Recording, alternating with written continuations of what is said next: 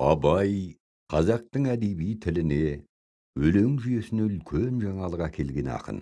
Ғалымдар абай өлеңдерінің тілін екі арнада қарастырады.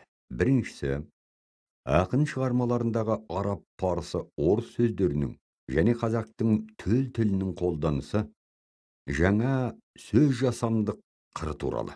Екіншісі, абай поэзиясының поэтикалық сипаты туралы. Абай қазақ тілінің лексикалық құрамын байытуға сүбелі үлес қосты. Қазақ қоғамының саяси, әлеуметтік, экономикалық, мәдени өміріне енген, өз дәуіріне ұғынықты жаңа құбылыстар мен сөздерді мақсатты түрде қолданды.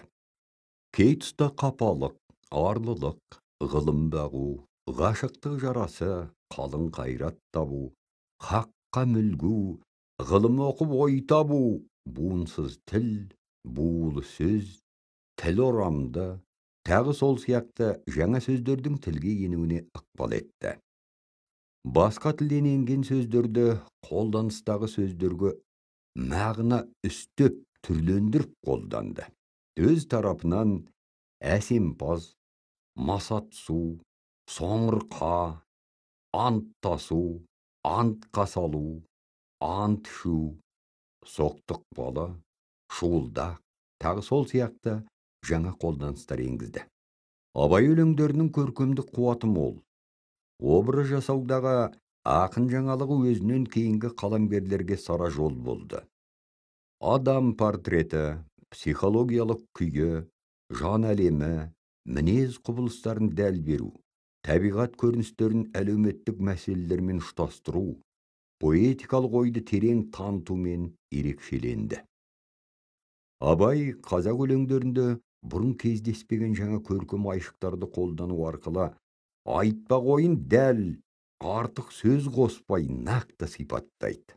Абайда сөз образы бұрын болмаған жаңа деңгейге көтерілді. Мысалы, адасқан күшік секілді, ұлып жұртқа қайтқан ой, сорлы қазақ сол үшін алты бақан алауыз, аузымен орақ орған өңкей қыртың, көңілдің жайлауынан ел кеткен бе, өткір тіл бір ұялшақ қыз болмай ма, ат үстінен ұйқы алу, тағы басқа.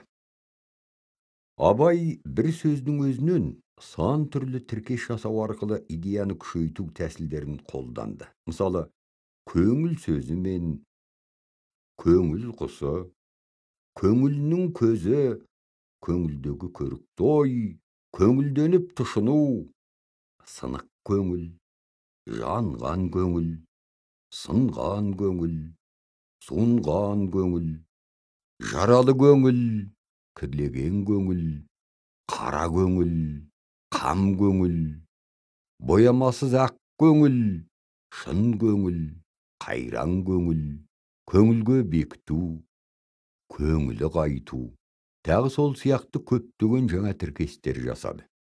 Абай шығармаларынан символ, кейіптеу, перифраз, метафора, метонимия, теңеу, эпитет сияқты көркемдік тәсілдердің шебер қолданысын көруге болады. Абай өлең құрылысына шумақ жағынан да, буын жағынан да, ұйқас түрінен де көп жаңалық әкелді. Шығыс, батыс әдебиетіндегі өлең үлгілерін қазақ өлеңіне тән силлабикалық жүйеде еркін қолданған.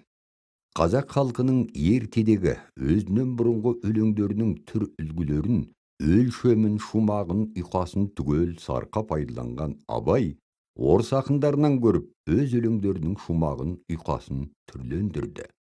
Сол арқылы қазақ өлеңінің құрылысын ұстартты, ілгері дамытты. Абайдан бұрын қазақ өлеңдерінің шумағы көбіне үш түрлі. А. Үш тармақты, Б.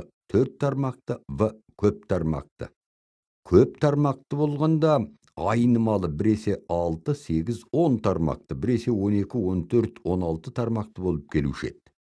Абай осыларды бірізге келтіріп, нақпа-нақ етіп, өзінше ұйқасты. Олар: мен жазбаймын өлеңді ермек үшін, қор болды жаным, қуаты оттай бұрқырап, ем таба алмай, бай сейілді, Boyu bulğan, keşegi ospan, segiz аяқ, bұралып тұрып, қарашада өмір тұр.